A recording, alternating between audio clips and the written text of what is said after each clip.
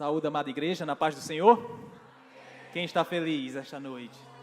Estamos todos felizes, estamos na casa do Senhor. Cumprimento também aqueles que nos escutam, nos assistem pelas redes sociais. Oi. Só tem uma diferença, vocês que nos assistem pelas redes sociais. A atmosfera aqui está abençoada. Está muito diferente, muito edificante. Então, se eu fosse você no próximo culto, se você puder estar aqui, venha cultuar conosco presencialmente.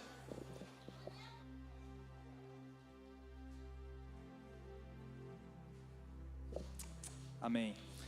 Abramos nossas Bíblias, amados irmãos, no Evangelho de Jesus, segundo escreveu o evangelista Mateus, capítulo 19, apenas o versículo 6, a parte B.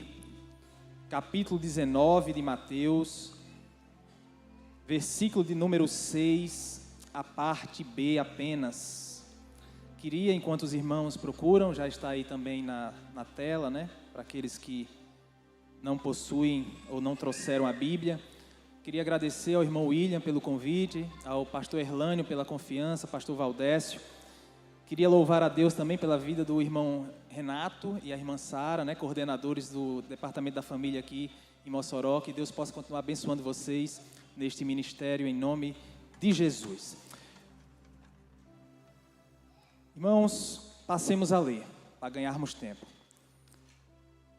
Portanto, o que Deus ajuntou, em outras versões, o que Deus uniu, não separe o homem. Apenas essa parte B desse versículo. Vamos todos juntos ler? 1, 2, 3. Portanto, o que Deus ajuntou, não separe o homem.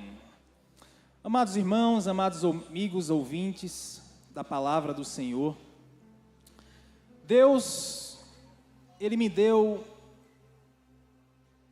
uma reflexão para trazer para esta igreja. Quando eu leio que Deus, Ele une propósitos, Ele projeta sonhos, e que Ele orienta e nos exorta para que o homem não separe estes sonhos, estes projetos. Eu entendo que nós temos um Deus maravilhoso, poderoso, projetista, sábio, dono do ouro, da prata, dono do mar. Aqui foi cantado sobre calmaria. Talvez você esteja passando por um momento de tribulação, de tempestade, mas o Deus que criou o mar é o Deus que também acalma a tempestade. Então Ele, quando Ele projeta, quando Ele une propósitos, Ele zela, Ele faz a parte dele. Mas Ele também, mesmo sendo esse Deus todo-poderoso, Ele quer que nós façamos parte desse projeto. E Ele também nos chama à responsabilidade. E Ele diz claramente nesse versículo que acabamos de ler, que temos uma responsabilidade de não desconstruir aquilo que Ele uniu. De não afastar ou de não desconectar aquilo que Ele ajuntou. Porque quando Ele projeta, Ele contribui, Ele abençoa quando o projeto avança. Quando o projeto persiste. Mas quando nós contribuímos para que este projeto que Ele nos dá, para zelar também, ele se desconstrói, ele se desconstitui, nós também receberemos consequências negativas. Então a parte dele, irmão Renato, pastor Renato, ele vai fazer, mas ele quer que também façamos a nossa parte. E nós estamos aqui, pela misericórdia de Deus, também coordenando o discipulado. E nós ensinamos os novos convertidos que existem 3 inimigos dos projetos de Deus na nossa vida. Um deles, todos conhecem, Satanás e seus demônios.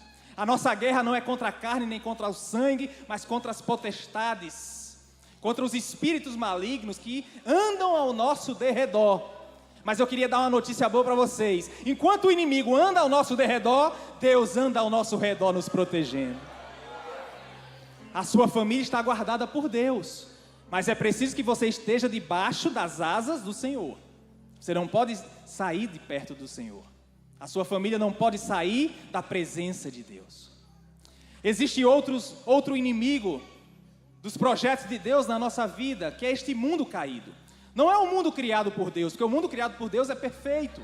Ou seria perfeito se não fosse o pecado. Mas com a entrada do pecado, ele foi contaminado. Então precisamos tomar cuidado com a nossa família, com aquilo que colocamos dentro da nossa casa, com aquilo que colocamos no nosso quarto, com aquilo que colocamos na nossa presença, seja na escola, seja no trabalho, porque o mundo é perigoso e jaz no maligno. E é preciso, para ter calmaria, como foi cantado aqui, é preciso também parar para escutar a presença de Deus, a palavra de Deus e o Espírito Santo de Deus que passeia ao nosso redor. Mas como foi falado aqui o versículo, que aquilo que Deus ajuntou não separe o homem. Às vezes nós negligenciamos um dos maiores inimigos dos projetos de Deus. Sabe quem é? Nós mesmos, os nossos desejos desequilibrados. Nós abrimos muitas brechas para os outros inimigos avançarem contra a nossa alma, contra a alma dos nossos familiares, contra a igreja do Senhor, porque falhamos em vigiar e orar.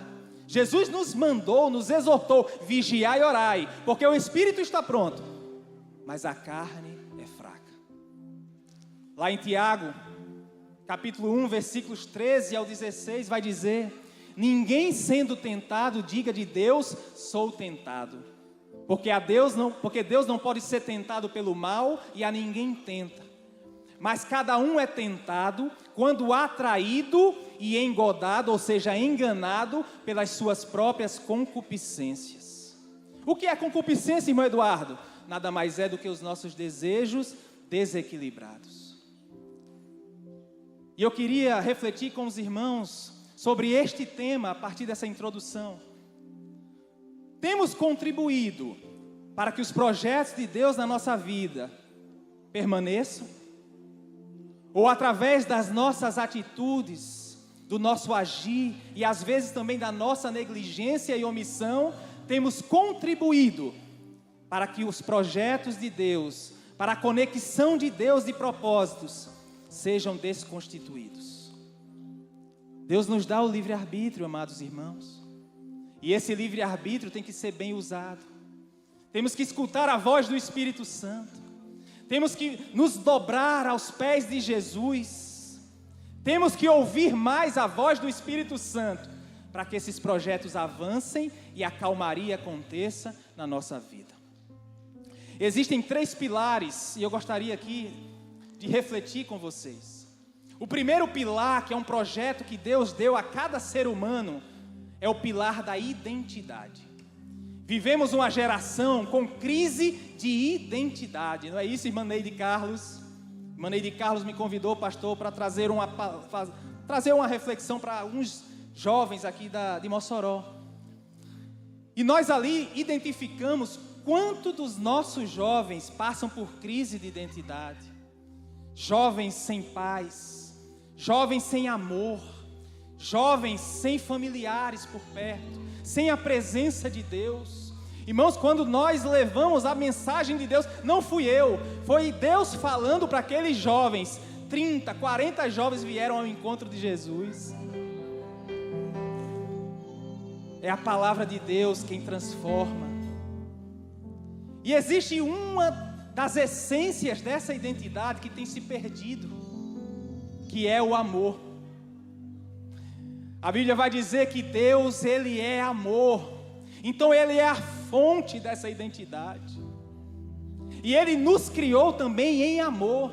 A Bíblia vai dizer que Ele criou homem e mulher, à sua imagem, à sua semelhança. Fale para o irmão que está do seu lado, para o amigo que está do seu lado e diga: ei, você tem um pouquinho de Deus aí com você. Deus, Ele te ama, Ele é amor e Ele também colocou em você este amor. Mas Ele não colocou em você este amor apenas para ficar com você mesmo. A Bíblia também vai dizer que nós temos que agir por este amor que foi depositado em nós. E Jesus, brilhantemente, porque Ele é Deus também, Ele vai resumir todo o Antigo Testamento em 2 mandamentos só. Ele vai dizer: amai a Deus com todo o teu pensamento, com toda a tua alma e com todo o teu coração. Ou seja, amar a Deus sobre todas as coisas. Amar em procedimento, amar em atitude. Não basta apenas falar eu te amo, mas agir conforme aquilo que você fala. Mas além disso, ele diz: amai ao próximo como a ti mesmo. Por que está esfriando o amor na sociedade? É porque temos nos desconectado da fonte. Deus é amor, Ele é a fonte inesgotável. Talvez você diga: meu casamento esfriou, o amor esfriou, eu não me sinto mais amado, eu não me sinto mais valorizado no meu casamento, meus pais não me amam, a minha família não tem valor mais para mim. Mas eu queria dizer para você: não é por falta de amor, porque o amor é inesgotável, a fonte é Deus e ela está aqui esta noite. O que está nos faltando é carregarmos a nossa bateria, é nos reconectarmos com o Senhor, é vivermos uma vida devocional ativa, contínua, buscando aquele que é toda a fonte de amor, de fé, de esperança. Precisamos nos reconectar com Deus, precisamos amar a Ele sobre todas as coisas, renunciar ao nosso eu para viver as vontades de Deus na nossa vida. E precisamos amar as pessoas à nossa volta. Deus nos exige isso. Deus nos exorta esta noite. O amor não se esfriou por culpa de Deus. O amor talvez tenha se esfriado porque nós não temos buscado a presença do Senhor. A fonte de água viva, o pão vivo que desceu do céu. Deus, Ele quer derramar amor sobre esta geração. Se você recebe esta palavra, se você está entendendo o que eu estou dizendo, levante a tua mão para o céu e diga: eu quero mais amor, Senhor. Eu quero me reconectar contigo. Faça essa aliança com Deus esta noite. Nós só podemos amar as pessoas, o próprio Jesus disse, se nós amarmos a nós mesmos. Talvez você chegou aqui esta noite dizendo: olha, eu não me sinto mais valorizado pelo meu cônjuge. O meu amor pelo meu cônjuge acabou. E a gente já acabou de ver aqui que esse amor é inesgotável. Talvez você, mulher, tenha dito: olha, meu marido não me valoriza mais. E eu queria contar um breve testemunho aqui rápido. No meu casamento, no início, minha esposa teve que renunciar o seu curso, o seu trabalho, para cuidar da nossa casa, da nossa família, no interior aqui perto. E aquilo foi uma bênção para nós, porque ela pôde cuidar de Rafael com todos os detalhes, ela estava em casa. Foi uma opção dela, nada contra quem trabalha. Mas aí, numa sociedade materialista, havia sempre uma cobrança interna e externa. E o inimigo começou a plantar uma semente de dúvida e de tristeza na mente da minha esposa, dizendo: olha, Eduardo, eu me sinto um peso para o nosso casamento. Você trabalha, você sustenta, você me dá, investe na nossa família, no nosso lar, e eu não posso contribuir porque eu não trabalho. E Deus, pastor Erlânio, começou a tocar no meu coração dizendo: Eduardo, valorize a sua esposa, fale para ela que ela é importante, fale para ela que ela tem o seu valor no casamento, mesmo sem trabalhar, mesmo sem contribuir materialmente, mas ela é uma bênção porque ela é a tua esposa, aquela que eu uso para cuidar do lar, para cuidar de você e para cuidar da sua família. Talvez tenha mulheres aqui se sentindo um peso, mas eu queria dizer para você, o Espírito Santo na verdade está falando para você: você tem valor, você é valorosa, você é uma mulher sábia que edifica a sua casa, e você está recebendo esta noite um combustível para continuar avançando e cuidando do seu lar. Os filhos também Vivemos uma geração que precisa de correção, sim, precisa de exortação, mas os jovens muitas vezes dizem: meu pai não me ama porque ele me repreende todo dia, a todo minuto ele fala para mim que eu estou errado, que eu preciso fazer isso, preciso fazer aquilo. Eu queria dizer para você, jovem, não se sinta um peso na sua família. Você precisa de repreensão hoje, porque teus pais te amam, Deus te ama, e a repreensão é exatamente o motivo pelo qual os pais estão te amando. Se você não recebesse repreensão, aí sim você precisava ficar preocupado, porque aquele que não repreende, provavelmente não mais te ama. Mas se você está recebendo repreensão, é porque o pai e a tua mãe te amam e quer o melhor para você. Então receba este amor esta noite. Você que tem sentido em depressão, você que tem sentido-se angustiado na sua vida, eu queria que você recebesse esta cura hoje. O amor de Deus está pairando sobre este lugar. O Espírito Santo, eu sinto, ele está pairando sobre este lugar, curando vidas, dizendo: eu estou com você e eu derramo a minha graça e o meu amor para você ser curado esta noite. Existe outro projeto de Deus que tem sido desconstruído na nossa sociedade. E esse projeto é exatamente o título desse culto: a família. Deus estabeleceu um plano perfeito. Lá em Mateus capítulo 19, versículo 4 e 5 vai dizer: não tendes lido que no princípio o Criador os fez macho e fêmea? E disse, portanto, deixará o homem pai e mãe, e se unirá à sua mulher, e serão dois, uma só carne. O projeto de Deus de família é exatamente um homem e uma mulher e seus filhos.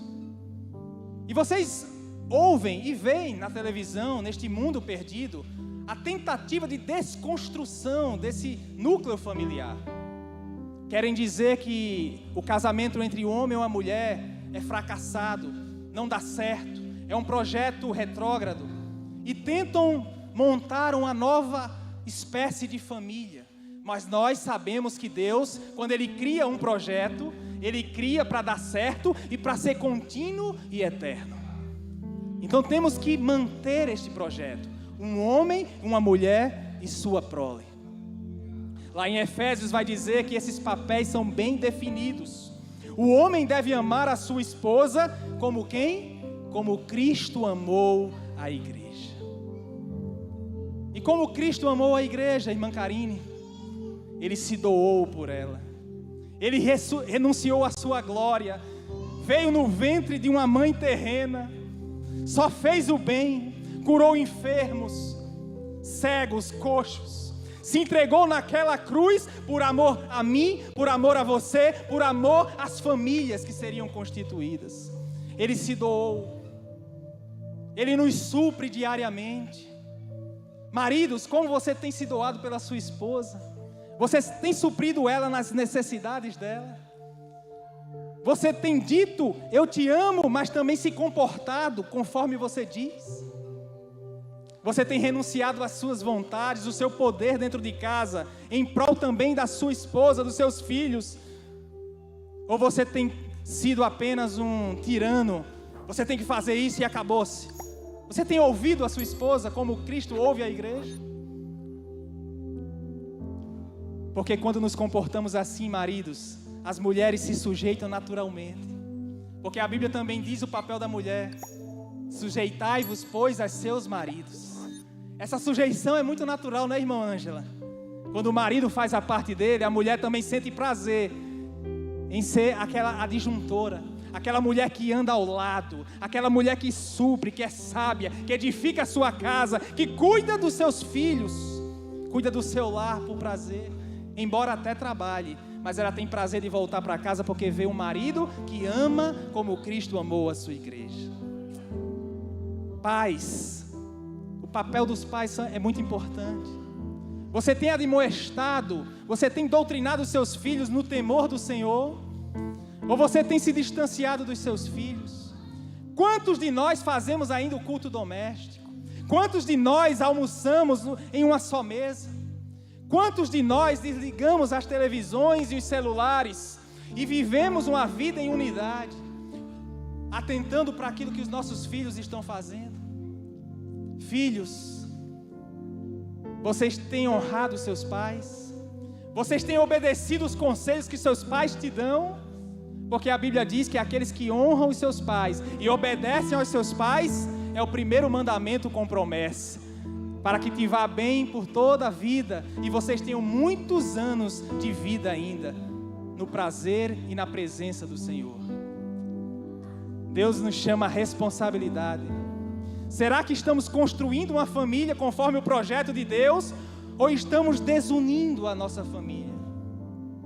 Eva, Adão, a primeira família aqui nesta terra, cometeram um grave erro. Eles estavam no mesmo jardim, e aí você faz um link, vocês estão na mesma casa, e quando o inimigo encontrou brecha, Eva estava sozinha.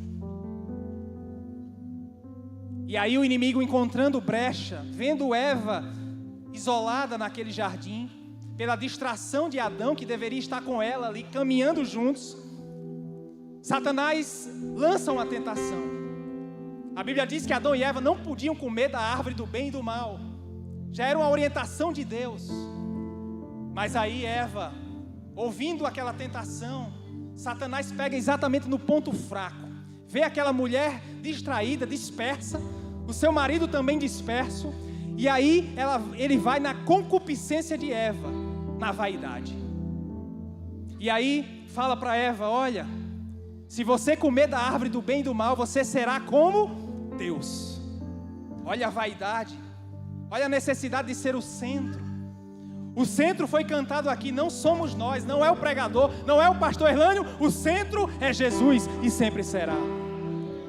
Nós nunca seremos iguais a Deus, nós podemos ser semelhantes, com amor, com justiça, mas nós nunca seremos onipotentes, oniscientes, onipresentes. Nós nunca seremos o alfa e o ômega, porque nós temos um início. Nós podemos ser eternos, porque Deus nos promete a eternidade, mas daqui para frente, mas nós tivemos um início. Mas o nosso Deus não teve início e não terá fim, porque Ele é antes de tudo e Ele é o Criador de todo o universo. Então Eva foi fisgada exatamente na sua vaidade, e Adão também, porque Adão poderia ter resistido àquela tentação, mas ele também comeu da árvore do bem e do mal. Eu queria aplicar esta noite esse princípio. Nós estamos muito dispersos nos nossos lares. Existem casais hoje aqui que estão dormindo no mesmo quarto, mas estão dispersos espiritualmente. Existem famílias aqui que, quando o filho chega da escola, o pai e a mãe não olham mais para ele, estão ligados no celular, ligados numa televisão e não estão mais conversando, dialogando. Estamos vivendo no mesmo jardim, ou seja, na mesma casa, mas estamos dispersos uns dos outros. Mas na autoridade do Espírito Santo de Deus, eu quero profetizar na sua vida: este dia, esta noite será dia de mudança. Nós passaremos a fazer devocionais nas nossas casas, nós passaremos a controlar os celulares, nós passaremos a conversar mais uns com os outros, orarmos uns pelos outros, porque Deus quer fazer maravilhas na nossa família.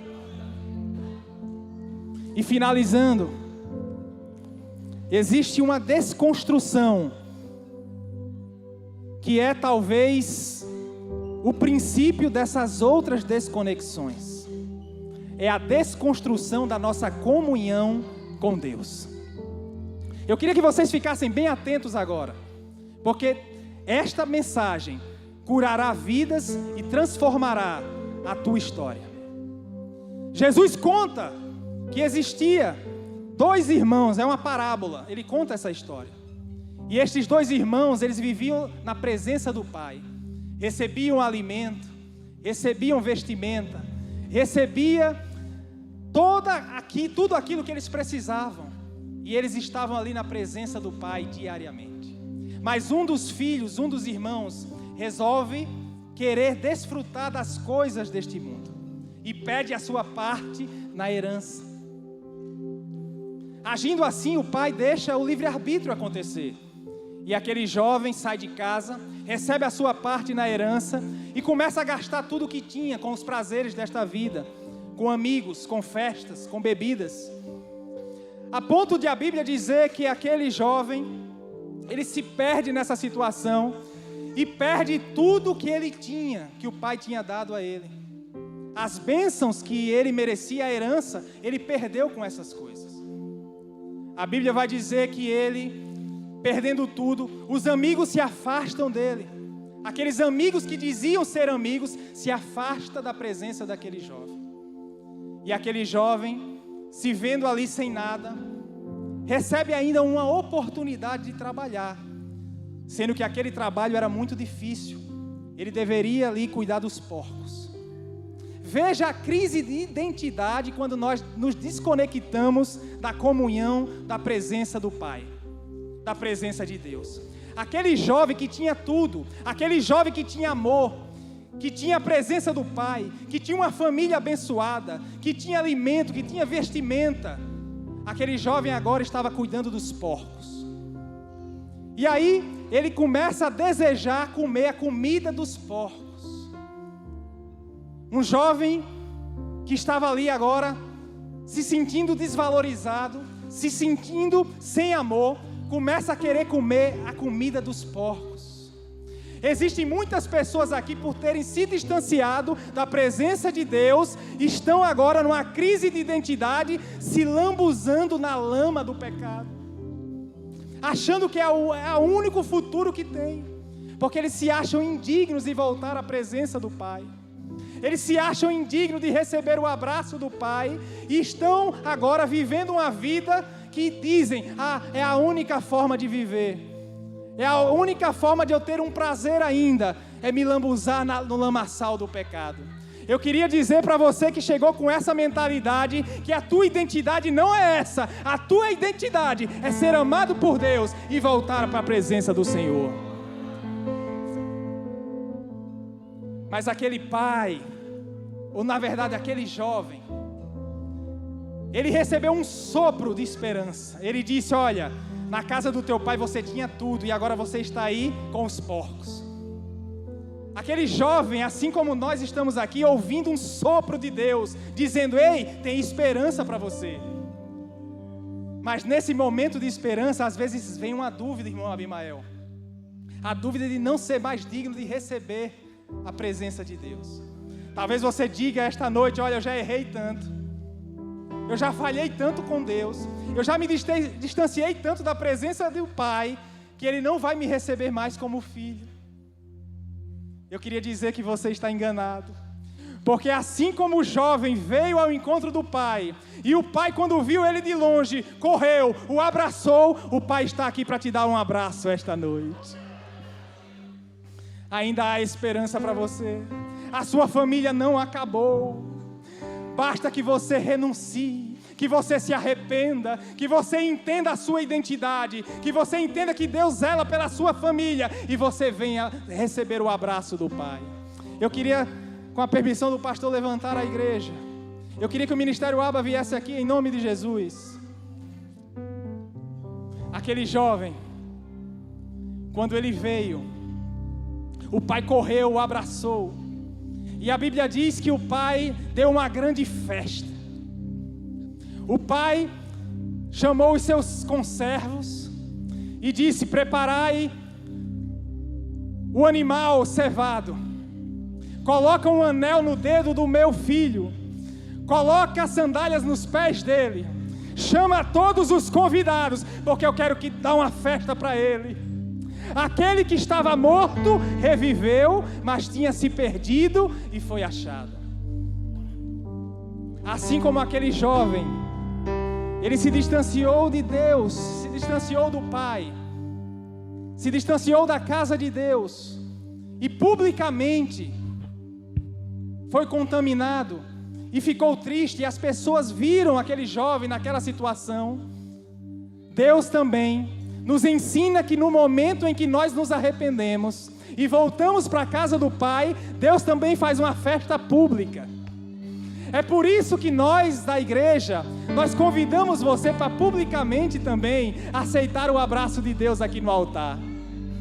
Enquanto o Ministério Aba vai louvar, eu queria dizer para você, a porta está aberta. Se você também quer publicamente receber o abraço do Pai, as portas estão aqui e nós queremos fazer uma oração por você. Tudo que eu queria era conversar contigo. Oh, aleluia. Esse tempo pra mim você não Tem alguém para Jesus esta noite? Tudo que eu queria era ser seu amigo. Oh, aleluia. Mas o meu espaço, Uma vida para Jesus. A primeira vida para Jesus, e Ele está recebendo o abraço do Pai esta noite. Nunca mais conversamos de madrugada. Oh, aleluia. E em soluços já não ouço tua voz. Escute, escute. Que saudade eu tenho das nossas Tem mais alguém para Jesus? E dos segredos que haviam entre nós. Foi por isso que eu fechei as portas, pra ver se você lembrava de mim. Já não dá mais pra viver nessa indiferença. Não, eu não suporto mais viver assim. Seus negócios são mais importantes do que eu. Faz muito tempo que eu ouvi você me chamar de meu amigo. Que saudade, que saudade eu estou de você. Marquei este encontro porque eu precisava conversar contigo. Esse encontro é hoje. Tempo de voltar, de se arrepender. É hoje o dia de se arrepender. Receber o abraço do Pai, outra vida, a segunda vida para Jesus. É tempo de chorar, Segunda vida para e Jesus. de se converter. Cadê a terceira vida para Jesus? Ainda quero ser o seu amigo de Oh, aleluia. verdade. Ele quer ser seu amigo. Ele quer te receber esta noite. Eu sei que tem Tudo que eu uma vida aqui para queria Jesus. era falar contigo. Eu sinto de Deus em falar isso esta noite. Existe um homem aqui. Ele tem relutado para aceitar Jesus. Eu não sei quem é. Mas enquanto você reluta, a tua família a cada passo está se afundando. Mas Jesus está te dando uma oportunidade esta noite. Ele quer te abraçar. Ele quer mudar a tua história. Receba a voz de Deus, vem. Não deixe para depois. Jesus te chama esta noite. Qual é a terceira vida para Jesus? Eu sei que tem. Eu sei que Deus está falando com você. Vem para Jesus. Vem para Jesus. Em nome de Jesus, vem.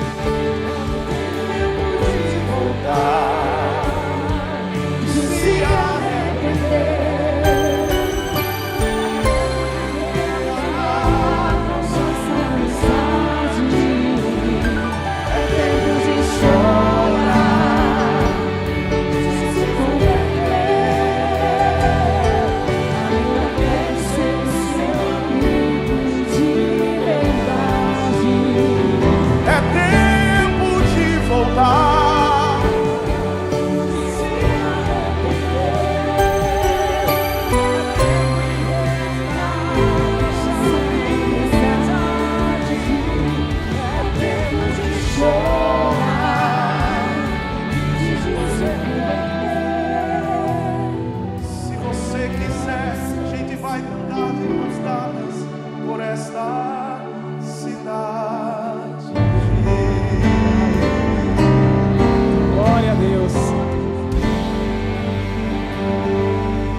Está feliz esta noite com essas duas vidas.